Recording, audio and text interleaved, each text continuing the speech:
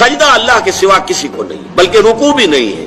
اور اب تو یہ کہ جھکنے سے بھی ہمیں روک دیا گیا ہے، اگرچہ ایک تھوڑا سا تو ہوتا ہے، کوئی آپ کے بزرگ آئے ہیں تو ان سے ملتے ہوئے خود بخود انوالنٹریلی آپ کا ارادہ نہیں ہوتا تب بھی کچھ تھوڑا سا انسان جھکتا ہے۔ سجدہ انتہا ہے، اس لیے کہ اس میں تو انسان جو ہے اپنے جسم میں جو اعلیٰ ترین حصہ ہے یہ پیشانی، یہ جو زمین پر ٹیک دیتا ہے پروردگار کے حضور میں، تو گویا کہ اپنی انانیت کی نفی مطلق ہو گئی۔ ہمارے اور رب کے درمیان حائل جو ہے ہماری انا، میں، میری مرضی، میری پسند، میری خواہش، میرا فکر، میرا خیال، میری رائے، یہ میں ہے سب سے بڑی کہ جو پیدا کرتی ہے رکاوٹ۔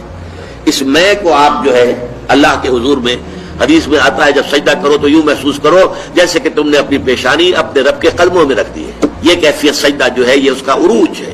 اس لیے حضور نے فرمایا اقرب ما یکون العبد الی اللہ فی السجود، بندہ قریب ترین جو ہوتا ہے اپنے رب سے وہ سجدے کی حالت میں ہوتا ہے۔ اس کی نفسانیت اور اس کی انانیت کی نفی مطلق ہو گئی، اب درمیان میں کوئی شے حائل نہیں ہے، تو قریب ترین ہو۔